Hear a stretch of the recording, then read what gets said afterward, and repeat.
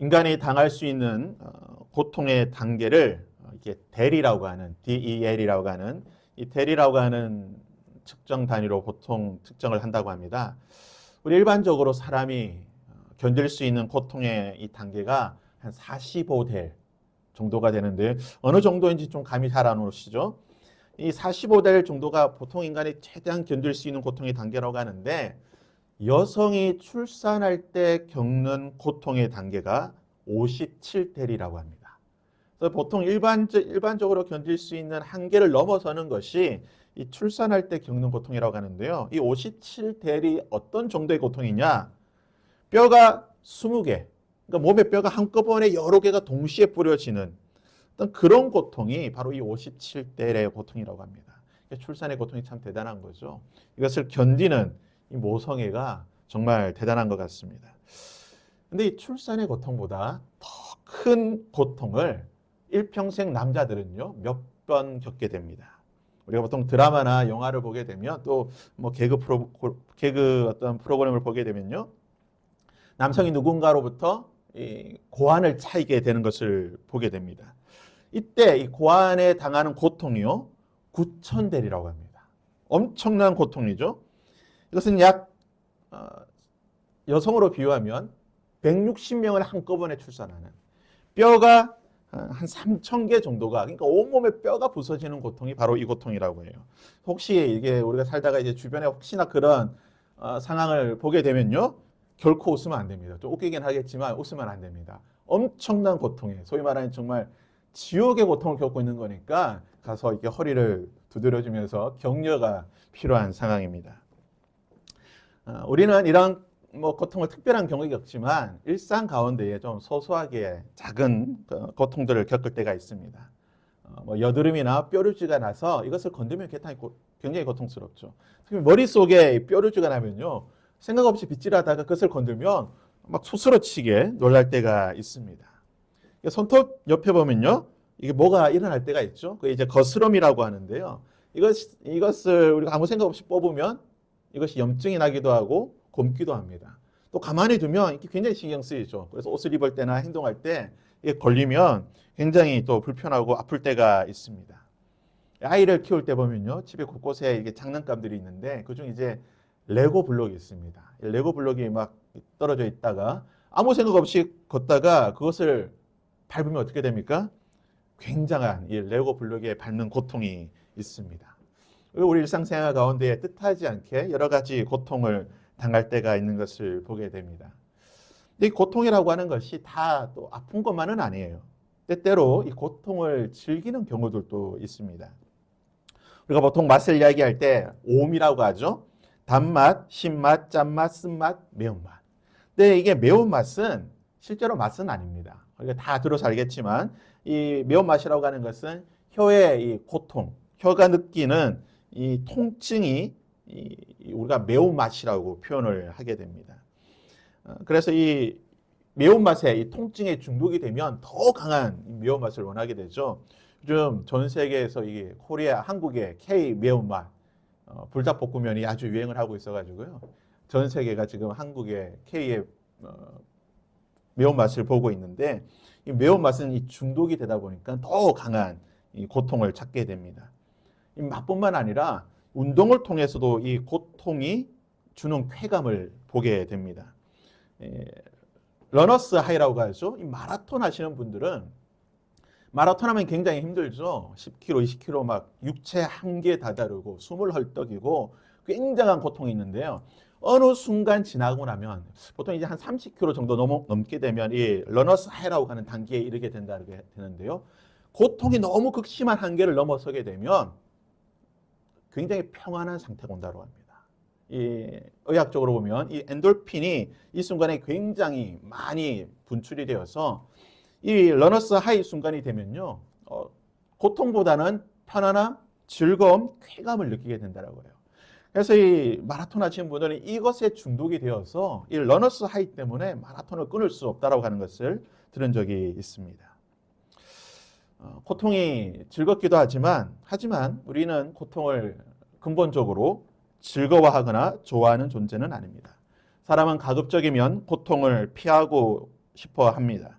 고통을 느끼지 않고 좀 편안하게 즐겁게 살고 싶어 합니다. 할 수만 있으면 고통 없이 안전하게 살고자 하는 것이 우리 인간의 본성이라고 할 수가 있습니다. 우리 신앙생활도 마찬가지 아닙니까? 고통 없이 수고 없이 편안하게 신앙생활 하고 싶어 합니다. 희생 없이 봉사 없이 신앙생활을 하고 싶어 하는 것이 우리 여러 한국 교회에 오늘날 보게 되는 현상입니다. 그래서 많은 교육자들의 모임에 가게 되면 하는 이야기가 봉사자들 구하는 게 너무나 어렵다. 뭐 주일학교든 또는 교회 여러 가지 기관이나 또는 주방이나 여러 기관에서 봉사자를 구하는 것이 참 쉽지가 않다라는 것을 이야기를 듣게 됩니다. 그런 것 없이 그냥 주일에 편안하게 신앙생활을 하고 싶어 하는 거죠. 그냥 와서 편안하게 예배드리고 또 편안하게 지내다가 또 돌아가기를 원하는 것이 아마 많은 신앙인들의 모습이라고 볼 수가 있습니다. 기독교가 사회의 유력한 종교, 소위 말하는 대중 종교가 되게 되면 이런 현상, 수고와 헌신과 고통과 어려움 없이 편안하게 신앙생활하고 싶어 하게 됩니다. 신앙이 기호식품처럼 어떤 선택의 하나의 단계가 되는 것이죠.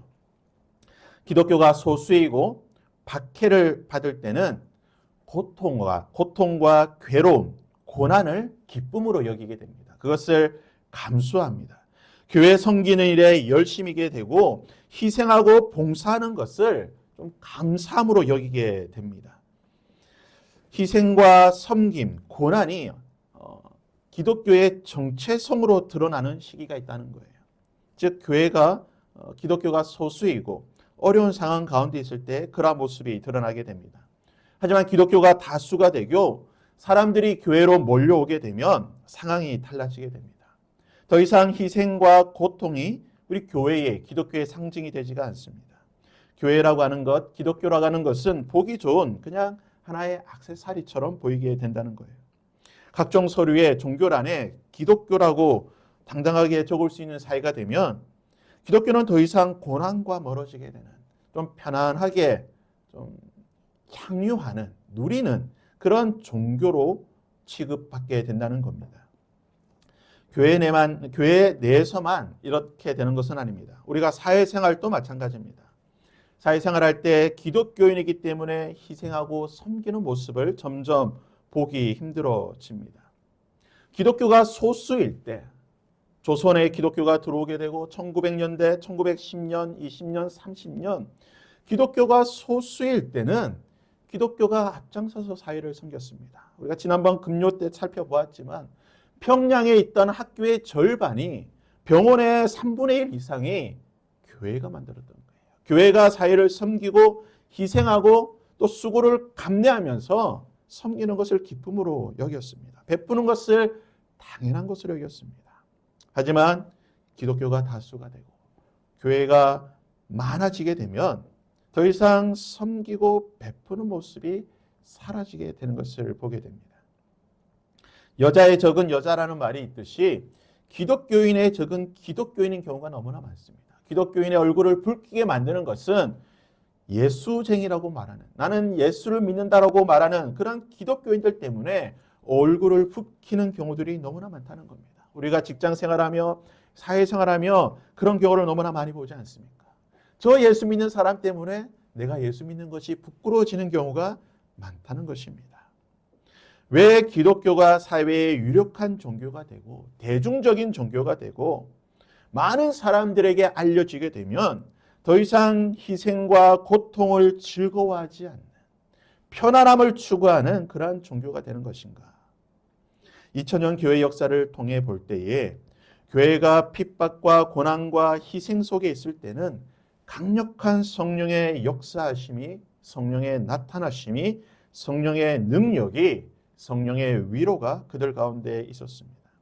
그들은 항상 고뇌, 감격과 즐거움 가운데에 교회로 나오게 되고 교회는 항상 모든 성도들의 비록 그들이 현실 가운데의 어려움과 고난과 박해와 고통 가운데 있었지만 그들이 주의 전에 나왔을 때에는 그들 가운데 말할 수 없는 기쁨과 즐거움이 있었다는 겁니다. 하지만 교회가 사회의 인정을 받고 많은 사람들이 교회로 몰려들게 되면서 점점 그러한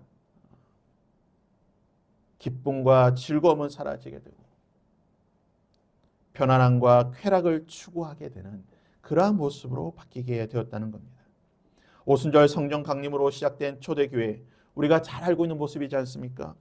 베드로의 설교로 3,000명, 5,000명씩 회개하고 주의 전에 돌아왔을 때에 그들에게는 성령의 능력이 있었습니다. 성령의 위로하심이 있었습니다. 말할 수 없는 감격이 있었습니다. 그와 동시에 그들에게 무엇이 있었습니까? 박해와 어려움과 고통이 있었다는 겁니다. 심지어는 순교를 당하기도 하였습니다. 그로 인해 교회는 도망을 다니게 되고 주류 사회에서 쫓겨나게 되는 소수자가 되어 탄압과 어려움 가운데 있었습니다. 하지만 교회는 살아남았고 더 왕성하게 하나님의 복음을 전파하게 됩니다. 하지만 313년 밀라노 칙령으로 기독교가 로마 제국의 공식 종교로 공인되자 상황은 달라지게 됩니다. 더 이상 교회에 박해가 없습니다. 더 이상 교회를 핍박하지 않습니다. 오히려 많은 사람들이 교회로 몰려오게 됩니다. 인정받기 위해, 사회에서 인정받기 위해 많은 사람들이 교회로 몰려오게 되자 교회는 넘쳐나는 사람들로 감당할 수 없는 지경에 이르게 됩니다. 이후 우리가 알고 있듯이 1000년의 시간 동안 소위 말하는 가장 교회의 암흑기가 이때로부터 시작되었다는 것입니다. 왜 그렇습니까? 왜 이런 일이 발생하는 것입니까? 초대교회만 그렇습니까? 우리가 알고 있는 서구교회의 모습이 그렇지 않습니까? 1500년대 종교개혁으로 말미암아 다시 한번 그들 가운데 말할 수 없는 하나님의 은혜가 부어지고 그들이 많은 어려움과 박해 가운데서도 하나님의 위로와 긍휼 가운데에 교회가 있었지만 서구의 많은 교회들이 부흥을 경험하며 많이 유력한 자들이 그들 가운데 들어오게 되자 서구의 많은 교회들이 편안함을 추구하게 되고 교회는 힘과 능력을 잃어버렸던 것을 보게 됩니다. 한국교회는 그렇지 않습니까? 우리가 한국교회를 보듯이 우리가 보고 있듯이 한국교회 역시 오늘날 초대교회와 또 서구교회가 겪었던 그런 전철을 밟고 있습니다. 나치가 독일을 통치하던 시대 타락한 독일 교회를 갱신하기 위하여 고백교회라고 하는 것을 이끌었던 독일의 살아있는 양심이라 불렸던 본회퍼라고 하는 신학자, 목회자는 이와 같은 현상을 다음과 같은 말로 표현했습니다. 성도들이 값싼 은혜에 중독되었기 때문이다. 교회가 박해와 어려운 가운데에 있을 때는 하나님의 놀라운 부흥을 경험하게 되고 하나님의 위로와 은혜 가운데 있었지만 그들이 부해지고 그들이 많은 것을 누리게 되자 더 이상 교회가 힘을 잃어버리는 것을 성도들이 값싼 은혜에 중독되었기 때문이다. 본회퍼는 그렇게 평가하였던 것입니다. 종교개혁자들이 외쳤던 것이 무엇입니까? 오직 성경, 오직 은혜, 오직 믿음이라고 하는 이 슬로건으로 교회를 개혁하고 하나님의 교회를 세웠습니다. 하지만 우리가 오직 성경, 오직 은혜, 오직 믿음이라고 하는 것을 너무나 값싼 것으로 생각한다는 것이에요. 예수 그리스도의 십자가 은혜는 결코 값싼 은혜가 아닙니다. 가장 값비싼 대가를 치른 가장 값비싼 은혜인데 우리는 그것을 그저 눈물 한 번 흘리면 받을 수 있는 것으로 생각한다는 거예요. 그냥 눈물 한 번 흘리고 잠시 마음에 감동이 있으면 하나님의 구원을 받았다, 하나님의 은혜를 받았다라고 생각하는 값싼 은혜, 값싼 구원으로 여긴다는 것입니다. 그로 인한 결과가 무엇입니까? 우리의 죄된 본성, 우리의 죄된 습관을 합리화시켜버리는 거예요. 죄를 지으면 그 죄가 주는 치명적인 고통과 무서움 때문에 아파하고 힘들어하는 것이 아니라 어떻게 합니까? 그냥 한번 회개의 눈물을 흘리고 하나님께 용서받으면 끝이라고 생각하는 거예요. 죄가 주는 그 고통에 절규하고 아파하는 것이 아니라 그냥 하나님 앞에 나가서 하나님 용서하여 주옵소서. 영화 밀양에서 보듯이 그 끔찍한 죄를 지었지만 그 죄가 주는 고통에 절규하는 것이 아니라 하나님 용서해 주시옵소서. 나 하나님께 용서받았다라고 하는 그 한마디로 퉁쳐버리는 것입니다. 더 이상 죄를 심각하게 생각하지 않습니다. 더 이상 죄의 고통에 힘들어하지 않습니다. 반복적으로 죄를 짓는 것에 대해 두려워하지 않습니다. 왜 그렇습니까? 회개하면 되니까요. 자비로우신 하나님께서 아무리 크고 무서운 심각한 죄를 짓는다 할지라도 우리가 회개하면 용서해 주니까 그 값싼 은혜에 중독되어 있으니까 죄를 지으면 회개하면 돼. 죄를 지으면 하나님 앞에 나와서 용서 구하면 돼. 이 등식으로 더 이상 죄를 고통스럽게 아파하지 않는다는 것입니다.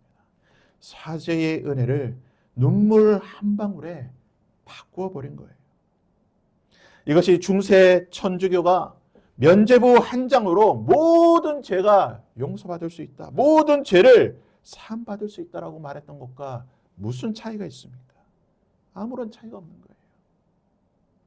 그들이 모든 죄를 용서받기 위해 면벌부라고 하는 면죄부라고 하는 것을 돈을 주고 사듯이 우리가 죄를 용서받기 위해 그냥 한 번 회개 기도하는 것으로 끝! 너무나 값싼 은혜가 된 것입니다. 오늘날 우리는 이러한 값싼 은혜에 젖어 있지 않습니까?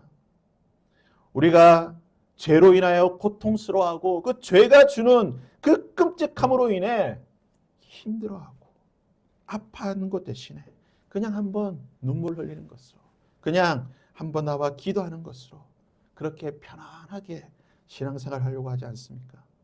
오늘 말씀은 3절과 4절의 말씀을 우리 다시 한번 보겠습니다.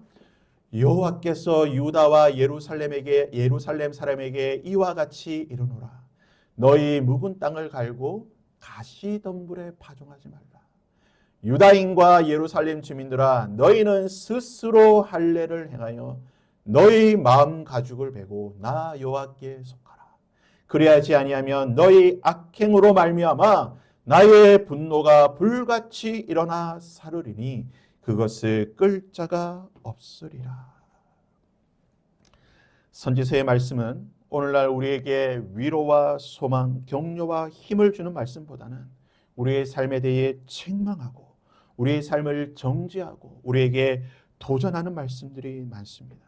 그러기에 오늘날 종교가 액세서리화되어 버리고 교회를 그냥 하나의 장식구처럼 여기고 편안한 가운데 젖어 있는 우리 교회 공동체에게, 한국 교회에게 가장 많이 선포되어야 될 말씀은, 가장 많이 읽혀져야 될 말씀은 바로 선지서인 것입니다. 예레미야 당시 유다인들은 철저히 타락한 종교 생활을 했습니다. 우리가 열왕기와 역대기와 그리고 선지서를 보게 되면요, 그들은 온갖 죄를 다 짓습니다. 그들은 죄를 밥 먹듯이 짓게 됩니다.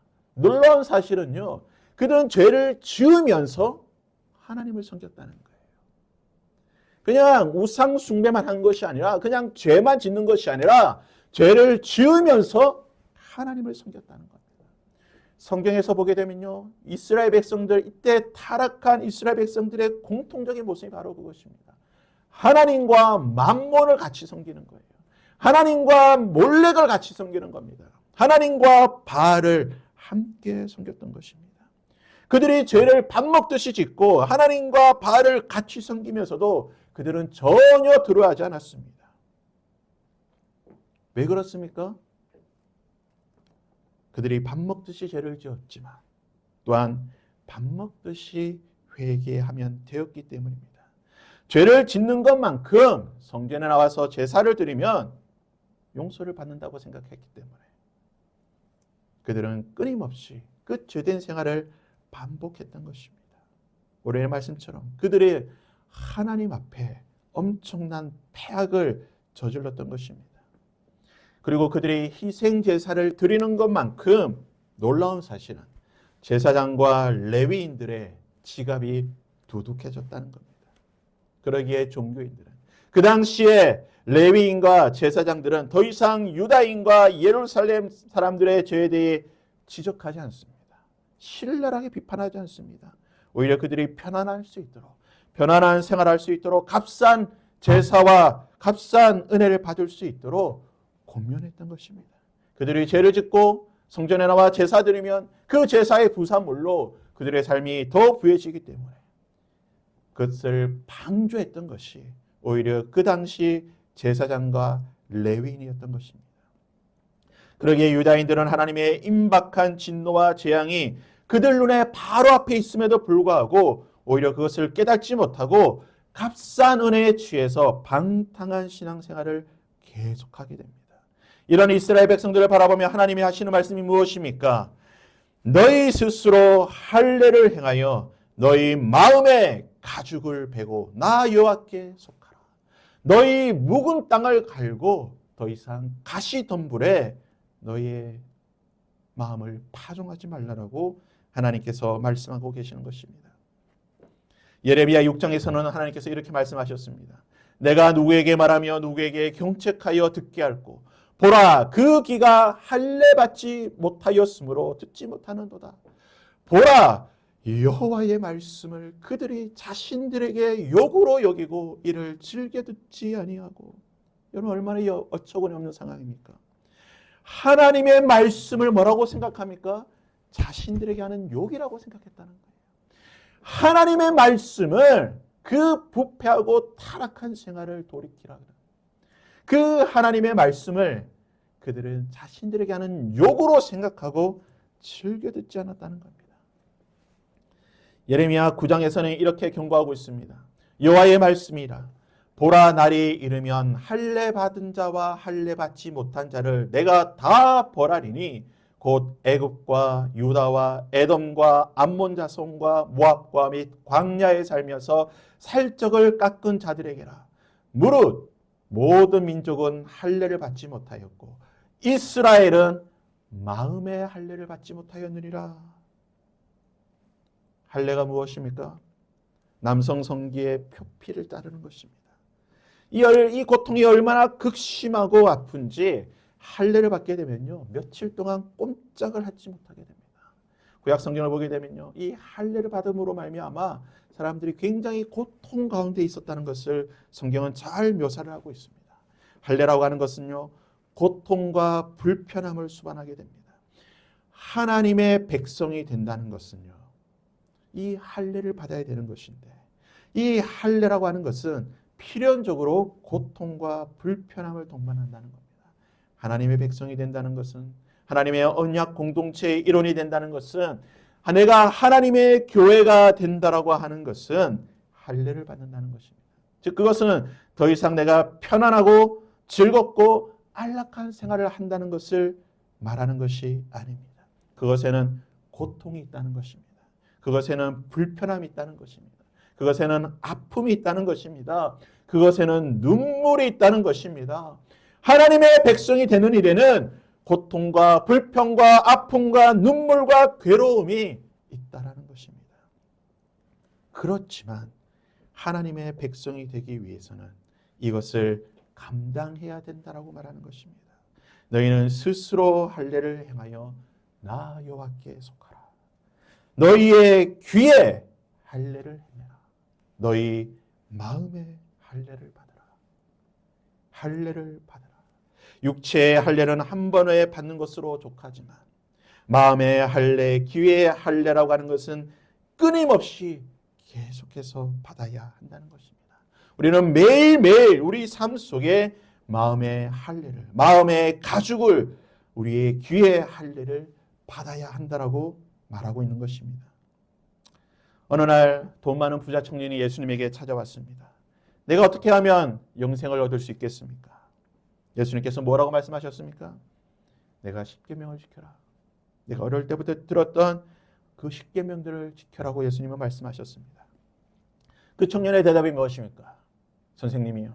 내가 어릴 때부터 모든 계명을 다 지켰습니다. 그러자 예수님께서 이 청년을 사랑스럽게 바라보시면서 이렇게 말씀하셨습니다. 내게 아직도 한 가지 부족한 것이 있으니 가서 내게 있는 모든 것을 다 팔아 가난한 자들에게 주라. 그리하여 하늘에서 보화가 내게 있게 하라. 그리고 와서 나를 따르라. 예수님의 이 말씀에 대해 돈 많은 부자 청년은 말씀대로 하지 못하고 슬퍼하며 근심 어린 얼굴로 예수님을 떠났다라고 말합니다. 그런데요, 이 이야기가 여기서 끝난다라고 한다면 예수 믿는다는 게 뭐 재산 다 팔고 이렇게 해야 되는 건가? 라고 생각할 수 있겠지만 예수님께서 이 말씀 위에 너무나 놀라운 말씀을 하고 계십니다.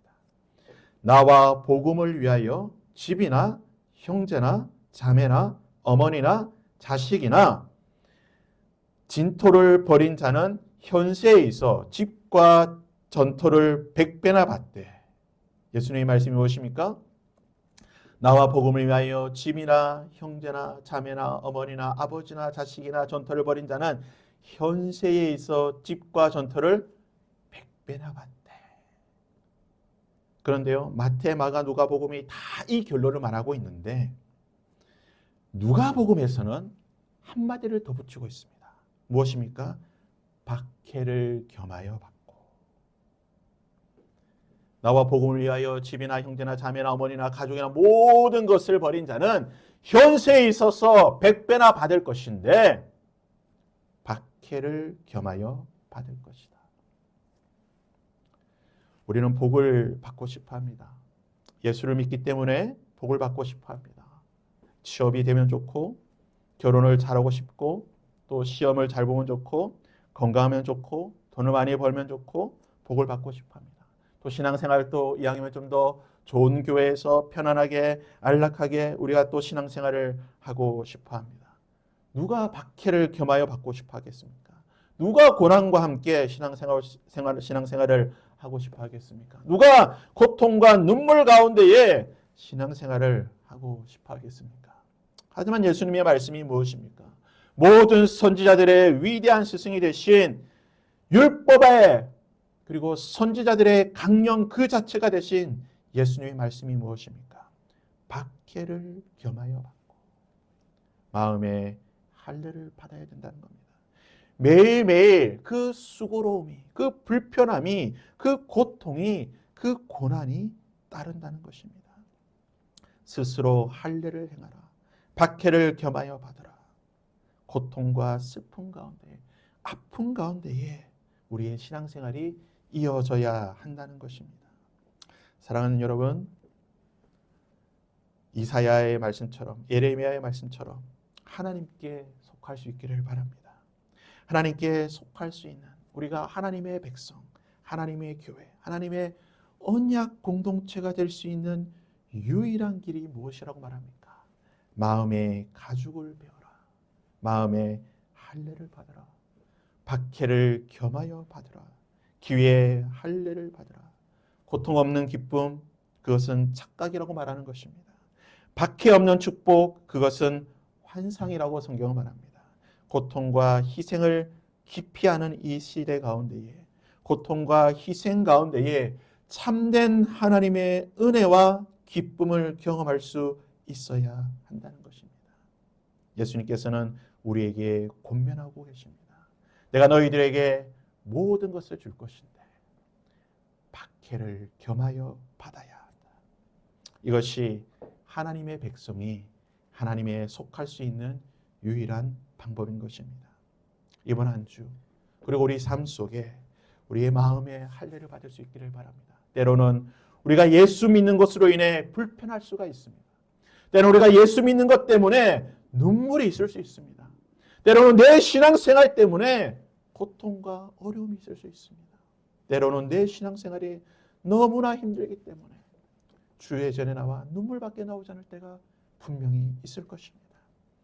박해를 겸하여 받을 것입니다. 그것이 하나님께 속했다는 증거가 될 것입니다. 박해가 겸하여 있을 때에 하나님의 속한 증거인 줄 아시고 그것을 기쁨으로 감당할 수 있는 저와 여러분이 될 수 있기를. 그리고 이번 한 주 복음으로 인하여 내가 하나님께 속함으로 인하여 고난과 박해를 기쁨으로 감당할 수 있는 저와 여러분이 될 수 있기를 주님의 이름으로 부탁드립니다. 우리 함께 이 찬양으로 함께 좀 찬양하며 기도했으면 좋겠는데요.